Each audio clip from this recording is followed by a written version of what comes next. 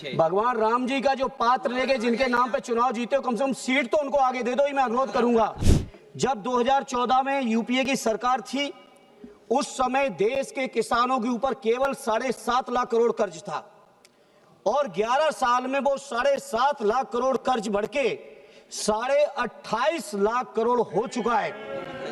16.5 लाख करोड़ से ज्यादा कर्ज कॉर्पोरेट का माफ किया गया, लेकिन पूरे कार्यकाल में किसानों के लिए एक भी कर्ज माफ नहीं हुआ। आप देख के आश्चर्य करोगी कि किस तरह से वहां के नौजवानों को, युवकों को, युवतियों को लाठी चार्ज करके, बाल पकड़ के घसीटा जा रहा है। अमानवीय व्यवहार आज प्रयागराज और इलाहाबाद में हो रहा है। बच्चों को दवाएं भी मिलावटी दी जा रही, जहर बेचा जा रहा है। और एक लास्ट सभापति जी, शुक्रिया। पूरी की पूरी भारतीय जनता पार्टी की उत्तर प्रदेश सरकार दवाई, जहरीली दवा बेचने वाले, कफ सिरप बेचने वालों को बचाने पे लगी हुई है। माननीय सांसद धर्मेंद्र यादव जी। धन्यवाद सभापति जी कि आपने पूरक अनुदान की मांगों पर पार्टी की तरफ से मुझे बोलने का मौका दिया। मैं आज के इस मौके पर सभापति जी, मैं सुन रहा था जब बजट के बारे में सत्ता पक्ष से जगदम्बिका पाल जी ने बात शुरू की थी और बात कुछ इस कदर शुरू कर दी थी कि लग रहा था कि मोदी जी के राज में 11 साल के कार्यकाल में पता नहीं देश में कितना बड़ा परिवर्तन हो गया है। समाजवादी, अरे सुनते चलिए, अभी सुनाएंगे। सभापति जी, समाजवादी पार्टी की ओर से माननीय अखिलेश यादव जी की ओर से इतना बड़ा स्वामी राम जी को वहाँ बैठाए पीछे। भगवान राम जी का जो पात्र लेके जिनके नाम पे चुनाव जीते हो, कम से कम सीट तो उनको आगे दे दो, ही मैं अनुरोध करूंगा। सीट तो आगे दे दो, भगवान राम के सम्मान तो कर दीजिए। उन्हें आगे बैठाना चाहिए। सभापति जी, नहीं, आप आगे आइए। सभापति जी, ये अनुपूरक बजट की जब चर्चा शुरू हुई तो सबसे ज्यादा सब्सिडी, यूरिया सब्सिडी के नाम पर बिल बजट मांगा गया और लगातार किसानों के लिए जाने कितनी बड़ी बड़ी बातें की गई। कुछ सच्चाइयों को मैं आपके माध्यम से सदन और सदन के साथ साथ देश के सामने रखना चाहता हूं। जब 2014 में यूपीए की सरकार थी, उस समय देश के किसानों के ऊपर केवल 7.5 लाख करोड़ कर्ज था और 11 साल में वो 7.5 लाख करोड़ कर्ज बढ़ के 28.5 लाख करोड़ हो चुका है। सभापति जी, उस समय प्रति किसान केवल 37,000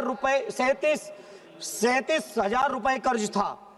आज की तारीख में वो 37,000 बढ़ के पर किसान 78,000 रुपए हो चुका है प्रति किसान। सभापति जी, ये जो सरकार है, ये चुनिंदा कॉर्पोरेट लोगों के लिए काम कर रही है। 16.5 लाख करोड़ से ज्यादा कर्ज कॉर्पोरेट का माफ किया गया, लेकिन पूरे कार्यकाल में किसानों के लिए एक भी कर्ज माफ नहीं हुआ। सभापति जी, लगातार प्रधानमंत्री जी से लेके पूरे भारतीय जनता पार्टी के लोग, सत्ता पक्ष के लोग ढिंढोरा पीट रहे हैं 2015 से लेके लगातार कि हम किसानों की आमदनी दूनी कर देंगे। हमारे पास डेटा है, पूरे के पूरे 11 साल में किसानों की आमदनी केवल प्रति किसान 1,000 रुपए बढ़ी है। स्वामीनाथन जी के बारे में 2014 में कहा, 17 में कहा, 19 में कहा, 22 में कहा, आज तक स्वामीनाथन जी की सिफारिश रिपोर्ट को लागू नहीं किया है। किसान नहीं है, इसलिए नहीं कर। ये सच्चाई है इनकी। सभापति जी, दूसरी बात इन्होंने की रोजगार की। रोजगार के मामले में जो लोग पहले से नौकरी कर रहे हैं, कहीं पेट्रोल पंप पे कोई अगर वो सेल्समैन बना हुआ है, पेट्रोल भर रहा है, कोई घुमचे वाला, तमाम तरीके के सर्वे करा के, फर्जी आंकड़े पेश करके, और अब तो विदेशी संस्थाएं भी यहां तक कहने लगी कि हिंदुस्तान की तरफ से फर्जी आंकड़े पेश किए जा रहे हैं। तो इसलिए सभापति जी, मैं आपके सामने बात करना चाहता हूं। सभापति जी, अगर देश की हालत जो बात करते हैं, तमाम सत्ता पक्ष वाले, जीडीपी मैंने इतनी बढ़ा दी, जीडीपी उतनी बढ़ा दी।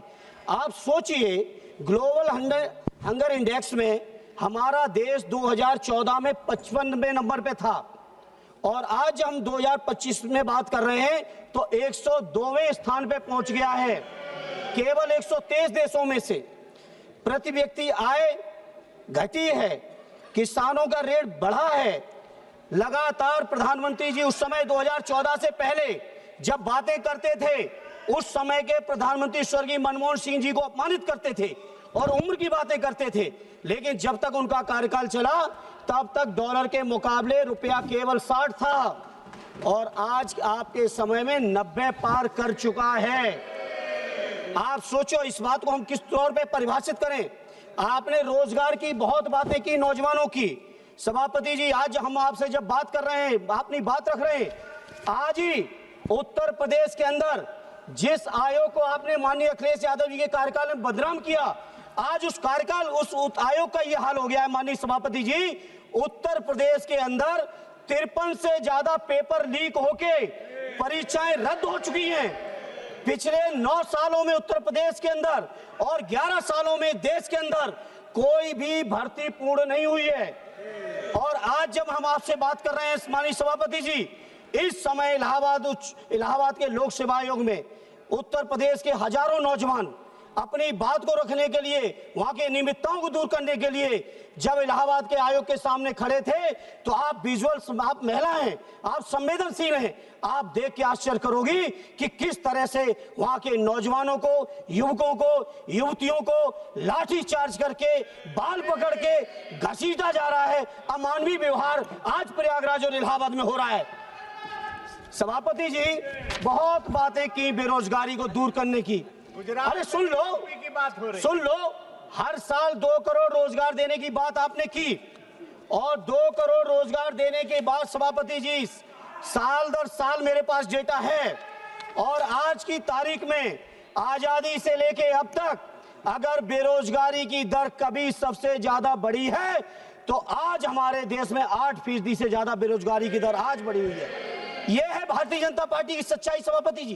सभापति जी बात करते हैं ये लोग जनगणना के नाम पर पूरे देश में। मुझे याद है, मुझे भी सौभाग्य मिला था सदन में श्रद्धेय नेताजी, श्रद्धेय शरद जी, आदरणीय लालू जी से लेके पासवान जी थे, सभी लोगों ने मांग रखी थी कि जातीय जनगणना होनी चाहिए 2010 में। ये गलती की कांग्रेस के साथियों ने उस समय नहीं की, लेकिन इस समय जब एनडीए की सरकार ने वादा किया है, मैं स्वीकार कर रहा हूं वादा किया है, लेकिन वादा तेरा वादा, कोई वादे पे भरोसा नहीं रहा। हालत ये हो गई है, एक भी वादा पूरा नहीं है, इसलिए जातीय जनगणना के भी वादे पर देश की जनता को अब आपके ऊपर भरोसा नहीं है। आपने बजट मांगा है, आप ले जाइए बजट, लेकिन ये इस बात का जवाब आना चाहिए कि आखिर जनगणना कब हो रही है और जो जनगणना हो रही है उस जनगणना में जाति जनगणना आप शामिल कर रहे हैं या नहीं कर रहे हैं, इसका जवाब आपको देना पड़ेगा। सभापति जी, यूरिया की जहां तक सवाल है, सबसे ज्यादा ढिढोरा पीटा जा रहा है। यूरिया के लिए पूरक मांगे की गई है, लेकिन यूरिया की हालत क्या है? बिहार के साथी चर्चा कर रहे थे, बिहार के बारे में आप जाने, लेकिन उत्तर प्रदेश के बारे में हम ये जानते हैं कि उत्तर प्रदेश में यूरिया के वितरण के लिए पूरी की पूरी कोतवाली, पूरी की पूरी तहसीलों में किलोमीटरों लाइन लग के, लाठी चार्ज खा के, गर्मी सर्दी बरसात में किसान अपना पूरा परिवार लाइन में लगाता है, तब जाके उसको कहीं 1 या 2 बोरी यूरिया मिलती है, क्योंकि उसमें से जो यूरिया की सब्सिडी आ रही है किसानों पे जाए अगर तो हमें स्वागत करेंगे, लेकिन माननीय सभापति जी, ये यूरिया की सब्सिडी किसानों के पास न जाके सत्ता पक्ष के दलालों की और अधिकारियों की जेब में जा रहा है। इसलिए सभापति जी, हम इस बात से नहीं सहमत है इस तरह से जो इन्होंने किया है। इसलिए सभापति जी, इस मौके चूंकि मेरे और भी साथी बोलने वाले हैं, मुझे इसलिए इस मौके पे इतना ही कहूंगा कि नौजवानों को रोजगार मिले, किसानों को हक अधिकार मिले, उनको वाजिब मूल्य मिले, उनको सुविधाएं मिले, खाद बीज पानी बिजली की जो व्यवस्थाएं हैं किसानों की, कम से कम उत्तर प्रदेश के बारे में मैं कह सकता हूं, बंगाल के बारे में आप जाने, बिहार के बारे में आप जाने, लेकिन उत्तर प्रदेश के बारे में बहुत जिम्मेदारी से कह रहा हूं, पूरी तरह से बर्बादी है। और सभापति जी, एक बात और कहूंगा, जो एमएसपी की बात की गई थी वो एमएसपी आज तक लागू नहीं की गई।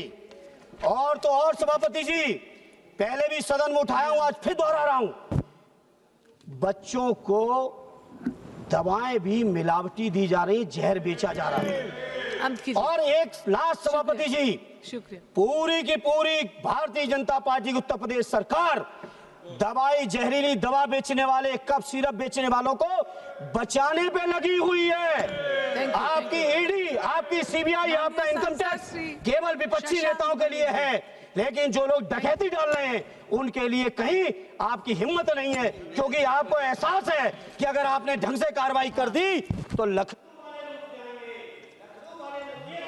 धन्यवाद धन्यवाद धन्यवाद धन्यवाद।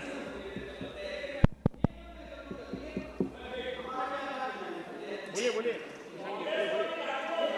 बोलो। सभापति महोदया,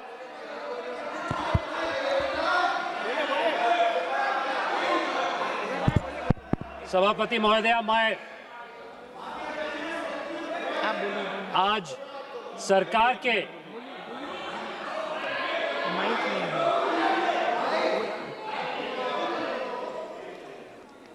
माइक कहाँ? सभापति जी, लखनऊ वाले बचाने में लगे हैं, दिल्ली वाले कुछ कर नहीं रहे हैं, और दिल्ली वाले डर रहे हैं कि लखनऊ वाले कहीं रूठ न जाएं। कोई रूठे कोई मने, हमारी इस मौके पे मांग है कि जो बच्चों के ऊपर, जिन्होंने बच्चे मरे जहरीली दवाओं से, उन पर कठोरतम कार्रवाई करके उनको सजा मिलनी चाहिए। और अध्यक्ष जी, कम से कम नए नए अध्यक्ष बने, बधाई लेते हुए यही नेक काम करके दे दीजिए, यही नेक काम कर दीजिए, तो कम से कम उत्तर प्रदेश के वो बच्चे जो मरे, उनके परिवारों को, दिलों को कहीं ना कहीं सुकून इस बात का मिलेगा कि आपने कार्रवाई कर दी। बहुत बहुत धन्यवाद सभापति जी, आपने टाइम दिया, बहुत बहुत धन्यवाद।